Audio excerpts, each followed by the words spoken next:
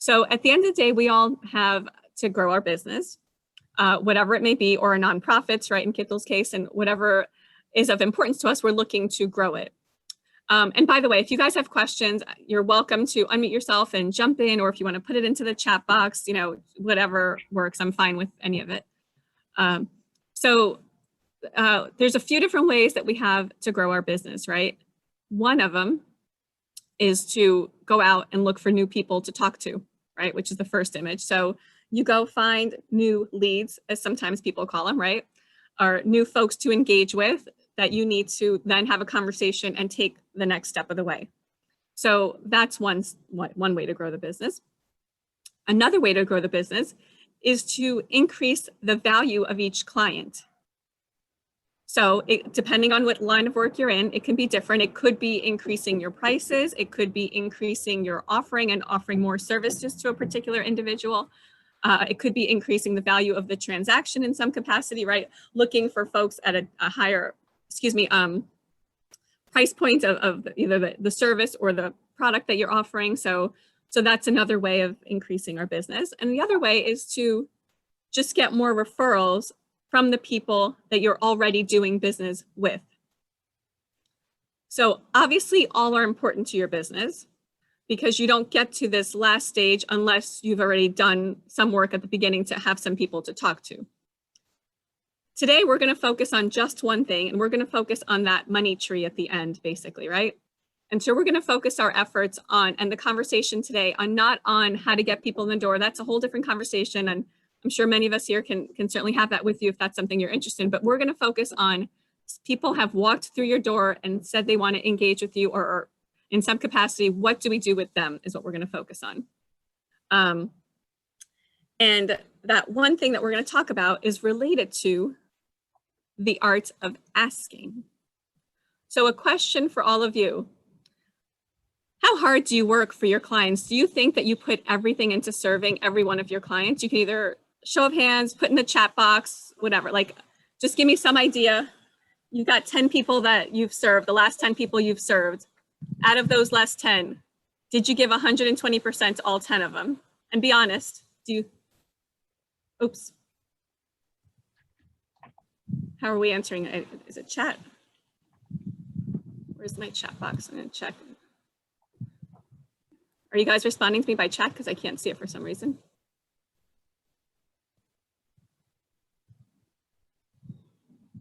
Somebody?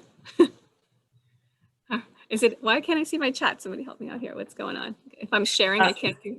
There's a few people that said yes, absolutely. There's a couple people that said they could always do more.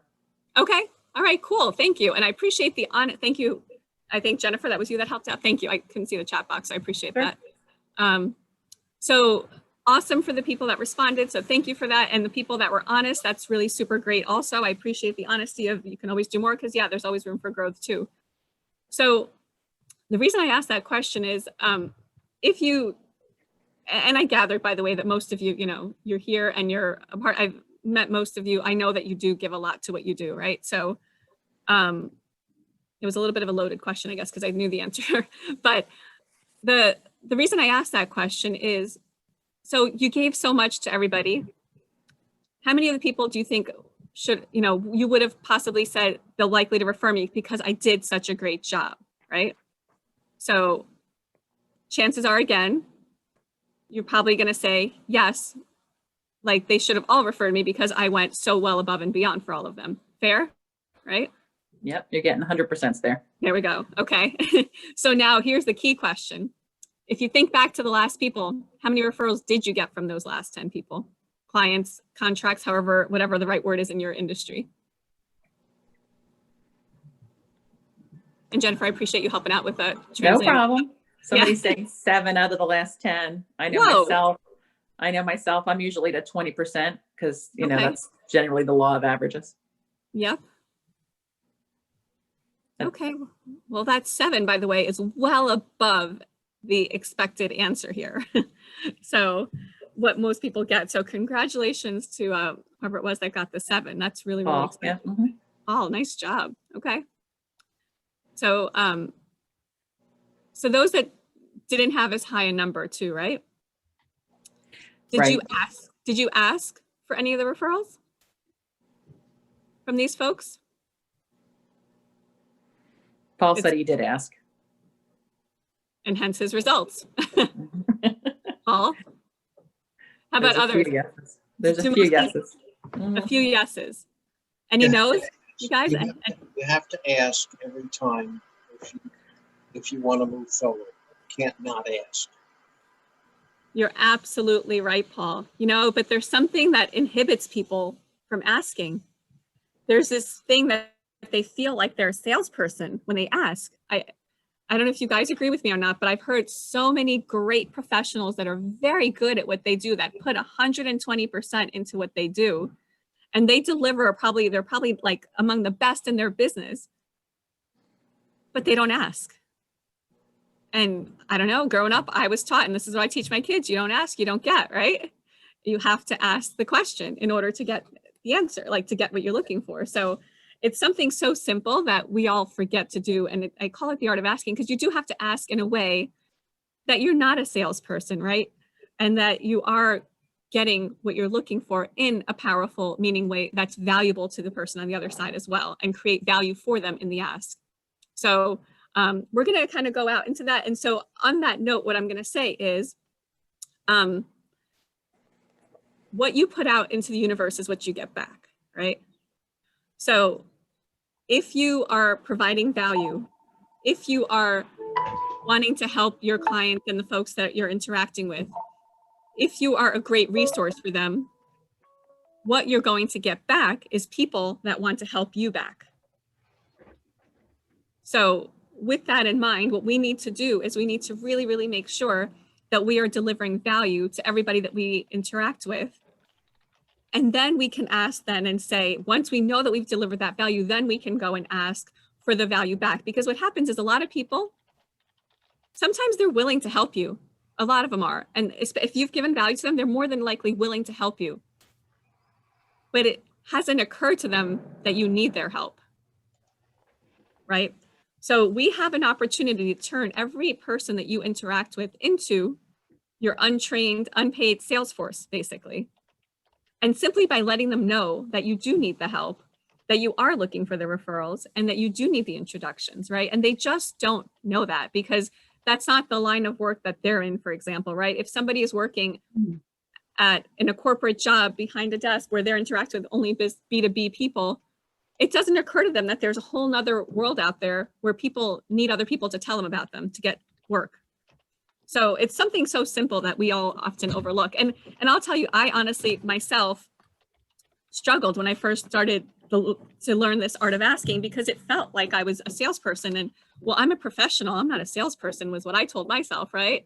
So that's not something that I do, is kind of the story that I kept telling myself, until I realized that, helping other people is what I do, yes, but I do need to inform them that I need their help so that I can continue to help even more people this way. So this small tweak in the way that we think that often helps us turn that around.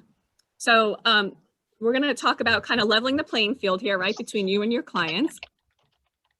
And what we have to think about is what your primary purpose is, okay, and what your brand is.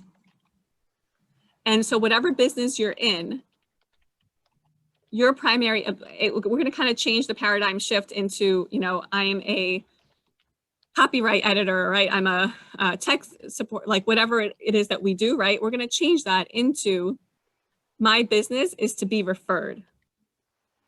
Because you are, no matter what industry, and you're a trusted advisor, you're professional, you're a consultant who is committed to making sure that you show up for every single one of the folks that wants to engage with you, to be able to deliver value, advice, wisdom, love, compassion, and you've developed systems and processes and methods that's going to make sure that you have a very, a predictable outcome for each of those people, right?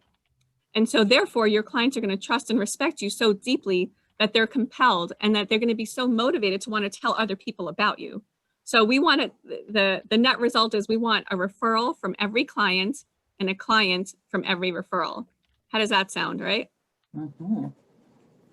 So if we change our purpose to making sure that we work in such a way that at the end of each day, we're saying every single person that I've served is going to want to, like ensuring that they want to go refer you and they know how to do it and that they know that you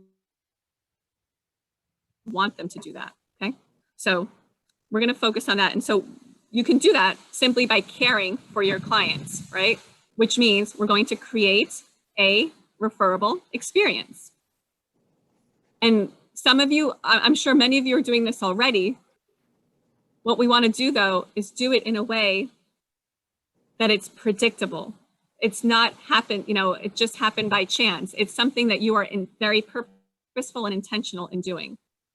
So I'm going to talk about the initial conversation that you have with the clients, because this is where it all begins. And we're going to set the stage, right, for these clients to be able to understand that this is what we're about. So let's just pretend, right, like you've just been introduced to somebody, you're having your first conversation with them. Before we get to any industry specific comments, right? Hey, tell me about, what kind of copyright you do, and you go into that conversation. Before we get into any of that and you share any information and quite frankly, become Google for them, right? And just like spew out all your knowledge of a particular industry, we're going to have a different conversation. Presumably a lot of you get your business from other folks. Someone somehow referred you. Is that fair and accurate to say? Looking for heads nodding. Yes. Okay. Yes. Okay. So someone's made an introduction to you. So what do you do first, right? So the first thing we're going to do is build rapport with this person. So, hey, I heard that Jennifer introduced you to me. What did Jennifer tell you about me? Is a great way to start that conversation, right? So now Jennifer, and so now let's say it was Paul who, I'm talking to, right? So Paul's going to say, well, yeah, Jennifer told me that you are, that you're really trustworthy, you're transparent, the communications are awesome, you really help provide education. Okay, so now Jennifer may have said those things. She may have said more, or she may have said less, quite frankly, too. But what Paul told me in him telling me back what he heard from Jennifer's conversation, or potentially other research he did on me also, right, is what's important to him, right? And he's had a chance to sell himself on why he's engaging in conversation with me again.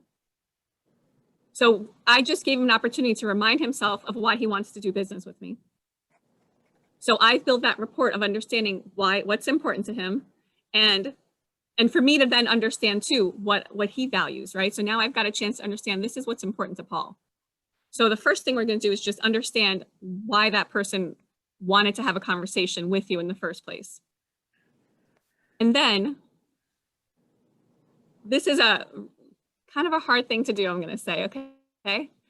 And it's hard because, so all of us are in business and we're all in the business of wanting to get more folks that we get to engage with to do the work that we do, right? The question is, if you turn that from a need into a want, it becomes a different perspective and a different mindset that you put yourself in. So if it's, oh my gosh, thank goodness Paul called. I so desperately need one more deal this month, right? So glad. And so I'm going to do whatever Paul needs because I really need this deal. So how am I going to come across and how am I going to be if that's my mindset? Versus, Jennifer referred Paul to me. I love Jennifer. I would really love to work with Paul too. It would be really nice if I could work with Paul. So I want to work with you, Paul. Now, how is my mindset different in both of those, right? And the impact of my mindset being different is how I'm going to come across to Paul in my conversation, right? There's not going to be a desperate salesperson on the other person who's so eager to win Paul over, because I have made it clear that I am, I would love to work with you, and it'd be an honor to work with you, Paul, because you know what? I love Jennifer, and I know that means that I'm going to love you. So I would absolutely love to work with you, Paul. But here's the deal. You have some things that you're looking for, right, out of your lender. And so I'm going to let you know that if after this discussion, I'm not meeting those needs, it's okay. Just let me know. I'm letting you know that it's okay for you to say no, that I'm not the right fit for you. And conversely, as much as I love Jennifer, if for some reason I'm not able to deliver on what you're looking for from me, I'm going to let you know that too, and let you know that that we're not a good fit also. Is that good with you, Paul? Right? So Yes. Okay. Perfect. Okay. So now I've just got your permission, Paul, right? To say that, and quite frankly, I've made it clear to you that you may not be a right fit for me. So now we take the whole needy salesperson off the table, right? Now it's no longer about, hey, this person's trying to win my business over. And now I don't have to do business in a way that I don't like either, by the way, right? And they're not going to feel pressured that, you know, because they don't need the pressure of knowing that if I don't get your deal, Paul, like, hey, I don't get to feed my family. Like, you don't need that pressure on you. You have something, you want to buy a house. That's what's important to you, right? You don't need the pressure of knowing if I'm going to feed my family because you work with me or not. So this helps us stay focused on your needs and wants rather than mine, and lets them know that, hey, I'm here to help you and provide value to you. That's my objective, not because I need your, you know, whatever, the paycheck at the end of the day, right? So that just, it helps level the playing field when you have that. And of course, I dragged it out a little bit. It's like a half a minute conversation, okay, that I'm talking about. Just setting the stage for them. So at this point, you've now learned from them about why they wanted to have a conversation with you, what they knew about you. You've explained to them that you want to work with them, but are not desperate in need for them to work with you. So now we do the triangle of trust. So, hey, so you see, guys, and you draw this out for the clients, okay? You can draw out this triangle for them and say, right here down in this left-hand corner is Jennifer, right? No, I'm sorry, at the top corner, at the top of the triangle is Jennifer.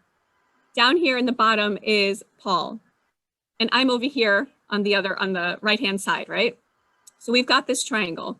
So Paul and Jennifer trusted each other, right? And so that's why Jennifer listened to Paul's recommendation. Paul and I have a relationship, and Paul, you know, trusted me. So that's why he introduced me to Jennifer. So what we're going to focus on here is strengthening that bottom line, Paul, because I would love for us to have a solid relationship here and for you to trust me too. Okay. So helping, again, now what we're doing is we're, again, helping them understand and remember why they want to work with us too, right? Because now I'm just reminding you, hey, Jennifer, I mean, Paul, you trust Jennifer, right? And hey, she trusts me. So, you know, let's convey some of that trust over. And by the way, I'm going to earn that trust. I'm not asking you for it. My goal is to work on this so that I can earn your trust as well. So now we've helped them understand that this is important to us to earn their trust. And then letting them know that, you know, whatever industry you're in, right? There's things that can probably go wrong. Whether we're managing an HOA, whether we're helping somebody set up a website, right? Whether we're running a 5K, whatever it is that we're doing, there's things that can go wrong. And so kind of setting expectations for people that there are things that can go wrong. But what I'm here for as your expert is to guide you through those, right? So sometimes you could even put together, did I put in here? Yeah, sometimes I even share this. This is what I share with my realtors. Like, here are the different types of things that can go wrong in a real estate transaction. So I know that something is going to go wrong because I've done this a lot of times. I have the expertise to know that things go wrong. So I can't promise you that something won't go wrong. But what I can promise you is that with my expertise, I can be your pilot to get you through the other side of the turbulence.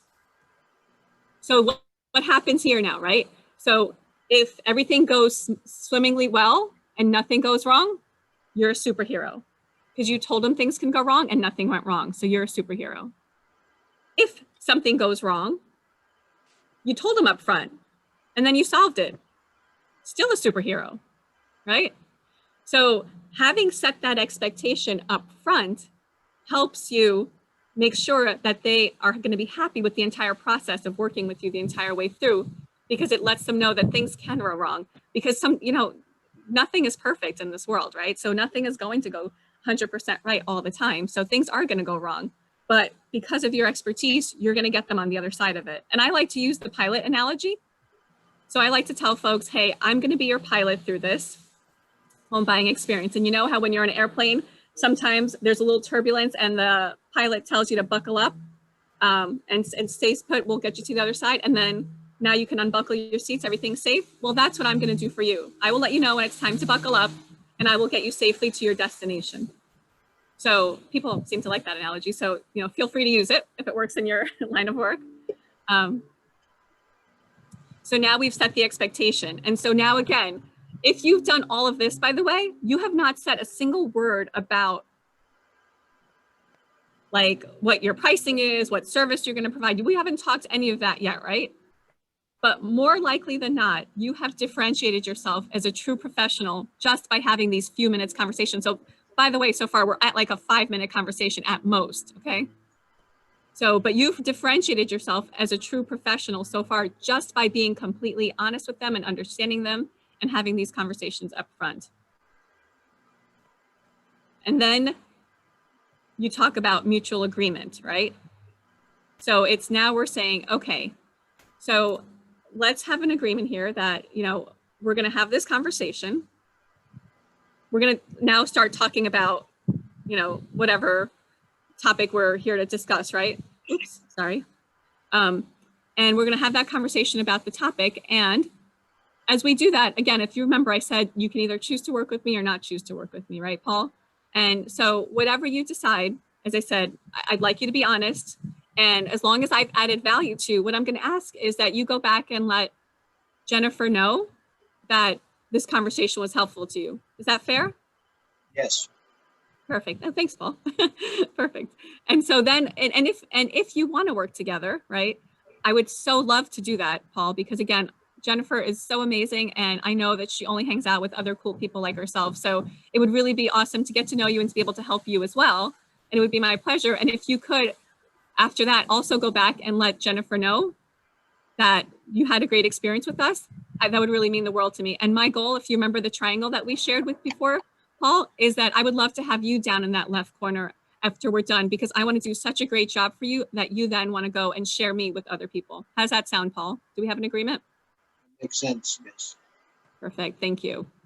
So what did we do in all that, right? So we've done a whole lot of stage setting for our clients to let them know about what all of this is. And by the way, now let's say either way, let's say you've decided not to work with us, but you found our conversation useful and you go back to Jennifer, or the other way. Now, Jennifer, how are you feeling after Paul comes back and says, hey, thank you so much for the introduction to Pinky. That was really great. You know, even if he says, hey, I'm not going to work with her, but I learned so much from my conversation. Appreciate that you made the introduction. Jennifer, how are you feeling if Paul comes back to you and tells you that? Terrific. Terrific. And do you want to refer me again after he's come back to you like that? Absolutely, because you followed up with me again, letting me know that that referral was really important. Right. And not only did I follow up with you, though, Paul followed up with you. Right. Right. To tell you that it was a valuable. So now you've just been, so your referral of me and knowing that you can trust me to continue to take care of the people in your life was just solidified. Right. So that's what having them go back to that person and telling them helps do, is that it helps solidify that, yes, I can refer Pinky and I know she's going to do a great job, because the people are coming back and telling me that she does a great job.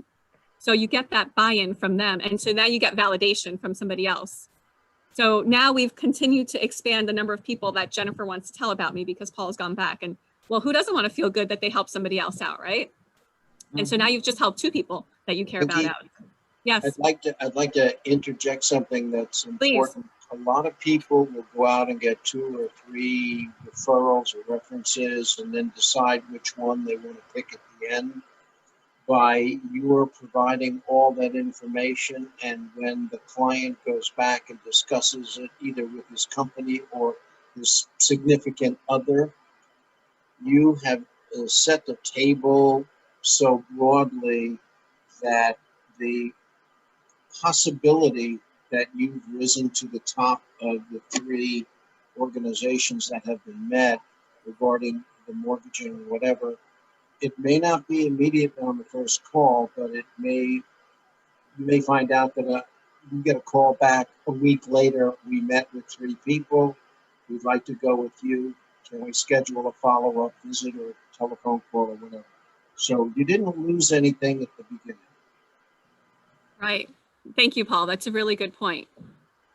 And if they are talking to 3 different people, and you're right, that's going to happen many times, right? Where they're talking to multiple different providers, because, and maybe I was the only person that Jennifer introduced you to, but then David introduced you to somebody different, and Keithul introduced you to somebody different. So you've got 3 different names, even if not just from Jennifer. So Yeah. So what that does is it totally sets you apart from because nobody else is doing that. Most people, when they're going into that conversation, it's, hey, so yeah, this is what I do. We have a homeowners association and this is what we sell. And so that's typically and honestly, I've done that too, by the way. Okay. So until I learned to do this different thing, this is what I did for the longest time. So that's the way that we've always been taught to do things. So yeah, it's about truly differentiating yourself right up front. So thank you, Paul. Appreciate that. Any other comments? I've been talking for a long time. Anyone else want to interject what you're getting out of it, what your thoughts are, anything that you think would be helpful? Well, yeah, Pinky, what do you do? But I had someone that gave me 2 referrals. One was a great referral, and the other one was not a good referral. What do you do in a situation like that? I never got back to him about, I thanked him for the referrals, but I'm hoping that he doesn't refer me again to the same kind of person that I had the bad experience with. So okay. Advice on that. Oh yeah, that's a good one. And I get that all the time, by the way. So it happens. So I think what you're saying, just to be clear, is that the referral that was for you was not your type of client, in essence, is what you're saying, right? Right. Okay. So it's cool if you know other people, first of all, within your line of work that you might be able to refer them to when they're not a right fit for you. So remember, we talked about, what was it? I think number 3, right? Step number 2 is the wants versus need. And we told them, hey, we may tell you that we're not the right fit for you. So we can tell them, thank you so much. Andrew, I really would love to work with you, but I'm not sure that I'm going to be able to meet your expectations and what you're looking for. I'm probably not the right fit for you, but I know somebody else that may be a better fit for you. And I would love to, make an introduction to you. Would you like that? And if you don't have anybody, by the way, then you can simply tell them and say, again, I just do that first part and say, I would really love to help you. And maybe you just direct them to a resource. Here's a website where you can maybe find somebody that works for you, like otherwise or something. And then you can call that person back who made the referral to you and say, thank you. I appreciate that you thought of me.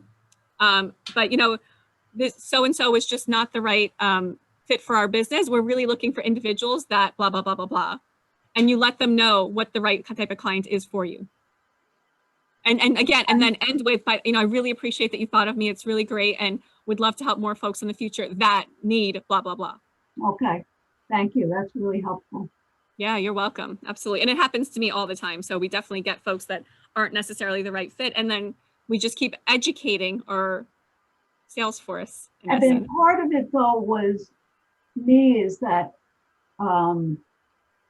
I didn't really myself screen the client as good as I should have. And then when we were in the thick of things, it became problematic. Right. I know that's another topic. That's another topic for discussion, screening clients. Right. Once you have them, so. Absolutely. But now when you start doing things with this different spin on it, you're going to start being mindful and present to doing that at the very beginning. Right, so right. You don't end up in that position down the road, because it's much better to say no up front than to deliver a bad experience to somebody. Right. Because that hurts a lot. And put yourself through that too, right? Because it's no fun for you, as you clearly, are expressing, to be in that position. And it's no fun for the client. And then now, you've made the client unhappy. The referral partner is probably not excited to have referred you because the client's not happy. So nobody wins in that situation. So it's better to do that up front. And that's where wanting to work with people rather than needing to work with people helps us screen them when we change that mindset. Okay. I hope that helped. Yeah. Perfect. It does. Okay. Thank you. Yeah, you're welcome. So on that note, now that we're into the now the clients and you have decided that you're going to work together. So how many folks have people say thank you to them when you're engaging with somebody and throughout the process? And obviously we're all in different lines of work, so you may have different numbers of people that you're talking to at one time. But how many times a day would you say that people say thank you to you?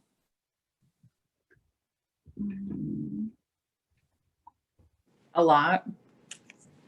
A lot, okay. Others? I heard one a lot. 0. 0. Okay. Okay.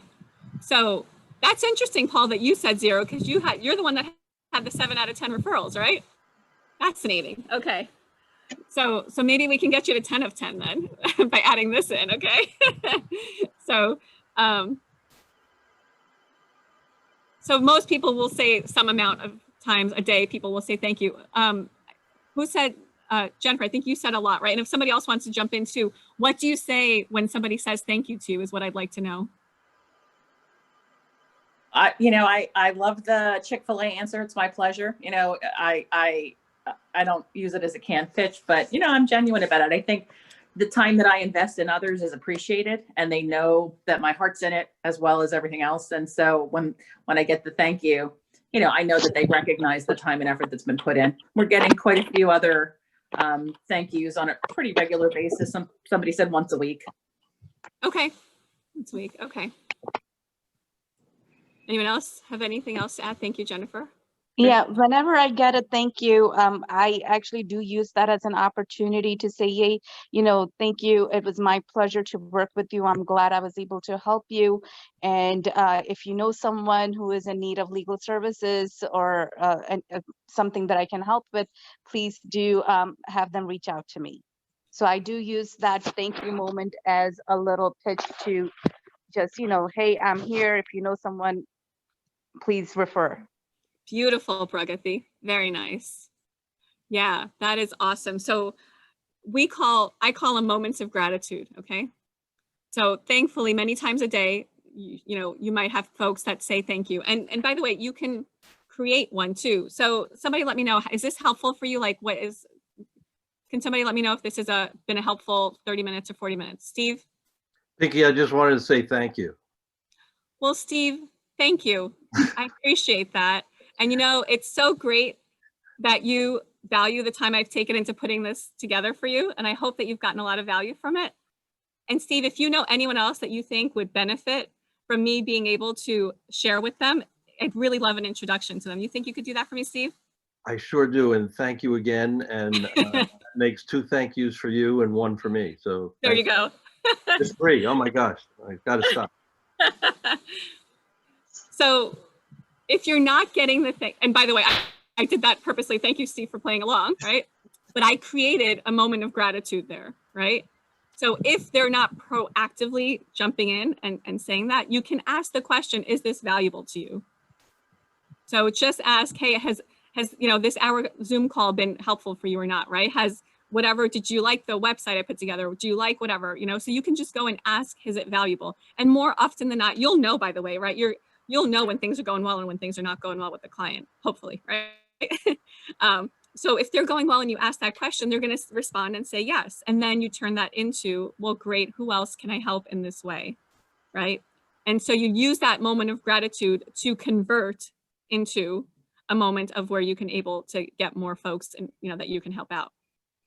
So that's a way to, again, increase the conversions once we're in the middle of having to work with folks and get more referrals. Because remember, at the end of the day, our goal is to help every client at such a high level that you're creating a referable experience. And what I love about this is that you only get to win if you're doing a great job, right? People are going to want to refer when you do a great job. So there's nothing sleazy about this. There's nothing, you're not buying leads, you're not getting to work. And then I get to keep working with cool people. I mean, if Steve, I think Steve's a great guy. If he introduced me to somebody, I would be ecstatic because I know I like Steve. So he probably truly is working with, he's not going to introduce me to somebody who's not a good person, right? So that helps me know that I'm going to have wonderful people that I get to work with, and I get to enjoy my business then because I'm working with people that are through my network. So then I'm going to have wonderful and continue. And then whoever Steve introduces me to, then he introduces me to somebody else. So I get to keep working with awesome people the entire time because I'm getting introduced to people. And then I love what I do because of that reason, right? So that's a great way to love what you do even more. So that's why I'm so passionate about this, because I just think that it's such a wonderful, fun, fulfilling way to do business that it really, it gives me a reason to keep working to be better every day. It keeps giving me a reason to know that I'm serving everybody at such a high level. And then I get to keep meeting more and more wonderful people throughout the experience because of it. So it's just, it's a wonderful cycle. I just have to say, yeah, when you talk, like you always have a smile, like you feel like people looking at you or, you know, hearing you talk, feel your passion, feel your genuineness. And a while back when you were doing this gratitude daily post on Facebook, like, I don't know if any of you saw that, every day for like over a month, she got on and she would talk and say what she's grateful for. And I think I'm sure it built such a following for you. But you were being really genuine, and I enjoyed, you know, your messages. Oh, thank you. Thank you. Yeah. And that was something I did purely because it was in the middle of the pandemic, I believe is when I did it, right? Because I just felt like people needed positivity then. And I needed it, and I knew that if I did it for other people, it helped me do it more, right? So it was just a way to do it. So I didn't do that for any business purpose, to be quite honest, right? It was purely just like A joy. Yeah. a joy. Yeah. So yeah. So thank you though. I appreciate that. And that's part of it, right? And I get to be passionate because I get to do this and I get to work with people that I like. And so I am passionate about it because it's fun. Oh, yeah, it shows 100%. You're just, you're beaming. What can I say? You're beaming all the time. And that's good. It's coming from the heart. I have a question. What would you recommend sending out, like a written evaluation? Because companies are always asking for, you know, fill out this evaluation and, or a thank you card, something like that with, you know. I'm sorry. So your question is, should you ask people for that? Is that what you're asking? I'm sorry, say again? So your question is, should we be asking people for that? Is that what your question is? We're sending out evaluation, asking them to rate, you know, certain aspects of, you know, the performance. Yes, absolutely. I think the more we learn, the more we know, the better it is. And there's two different things in what, you know, depending on what your kind of intention is there. So we do, for us personally, we make a phone call to everyone that's involved in a mortgage transaction every Tuesday. Our office gives everybody a call to give them an update. And what we just started doing more recently, in the spirit of building a more referable experience, is every Tuesday when we make the phone call, on my team, Nancy calls and she'll ask them, hey, on a scale of 1 to 10, how are we doing for you? So we're getting feedback every week. And so if they're giving us anything less than a 10, it gives us a chance to make that change right then and there on the spot, say what's going on. And by the way, Andrea, to the question you had before, if we consistently find that we're not getting 10s early on, and there's something there, like the client has these expectations that we're not going to be able to deliver on, then we can say right up front, hey, you know what? I don't think we're a good fit. Clearly, this is what you're looking for, and this is not what we do. So let's move on and cut, you know, so we can say that too. If we're asking that question, we find that we're not getting, but typically we'll get the 10s. And if it's an 8, hey, what's keeping me from the 10, right? Let me find out now. And let me see if we can, you know, if it's something small, sometimes it's a misunderstanding, whatever it is. So we ask that during the process. And then at the end, again, I do a call with my clients after they've bought their house. And a week later, typically we'll have a post-closing call, and I go through their next steps on the mortgage transaction, you know, like their first payment, all those details for them, what to expect. And I ask them, and then how was the experience? I ask them again, how did everything go? Usually we love this, we love that, is usually, you know, knock on wood, that's usually what we hear. And when that happens, then I say, hey, awesome. I'm so happy to hear that. Would you mind, can I ask you to share that publicly? Do you mind going to my Google page and sharing that same information? So depending on what you want, if you have a survey you want them to complete, if you have something different you want, you can certainly ask for it. And in those moments of gratitude is a great time to ask. Andrea, I just wanted to add, like, whenever, this is what I do in my practice, is whenever there is a client, once I do their closing or so on, I always ask, you know, hey, I hope you guys were happy with my services and hope you can refer me to your friends or family. And I would appreciate if you could do a Google review. And most clients do give a Google review if they're happy with me. And some clients, even though they're happy with me, they will not give a Google review. It's just because they just don't do it.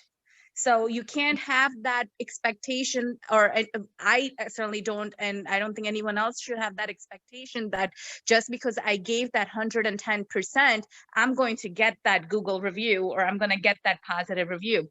So that's number one. And then another thing is, what I do in my practice is that if I find out from a third party, a realtor or so on, that, hey, a client wasn't happy with me for whatever reason, I do speak to that client. I do take that phone call up and say, hey, I just needed a minute of your time. I learned that something went wrong and you were not happy with me. Could you just tell me what went wrong? So this way I know. And I give that client that opportunity to speak their mind and hope that they will be truthful. And in most cases, unfortunately, you can't give beyond what I have gave, it's just not something that's doable. And if they are not happy, I just learned that it's not in my control. And because I represented them, they expected me to control that, but it's not in my control. But I do confront the client and do want to hear what they have to say, whether it's negative or positive. Right, right. Thank you.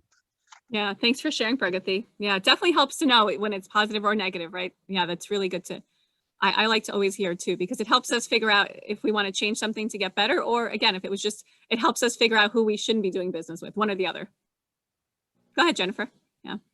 This is not about your topic really, but I was curious. I know you do mortgage, you keep talking about new homes. Do you do refinancing? Yeah, we do both. You Yeah. do both. Okay. Yeah. And on that note, you guys, yeah, since Jennifer gave that nicely, and the rates are ridiculously low, by the way. That's So why if you I was guys- asking, because I think Yeah. I need to do that. Yeah, if it's been over a year, or if your rate's anywhere over 4 on a primary residence, you might want to have a conversation with your lender. Yeah. Yeah. My Thank you. public I would service- say I had my aha moment from your presentation was when you did the Venn diagram with you, others, and then the referral in the middle, the rapport. Yeah. I get about 85% of our new clients from referrals, and they say so and so referred me, and my response is always so silly, though it seems, been, oh, that's great. We partnered with so and so for a long time. I never ever thought to say, what did they say? And when you said that's the reason they want to do business with us, it was such an eye-opening moment. I'm so grateful for that. That'll stick with me forever, because you're exactly right. Those are the target points that I'm going to need to hit and continue to build our presentation and proposal around. So thank you for that. You're welcome. You're welcome. That's great. And Andrea, that'll help you too if you ask that question in figuring out when they're not a right fit, by the way. If the Right. answer they gave you with that is not the stuff that you want to do. So yeah. Thank you for sharing that, Jennifer. I appreciate that. Sure. Yeah. Thank you. So I'm wrapped up. I just again like to.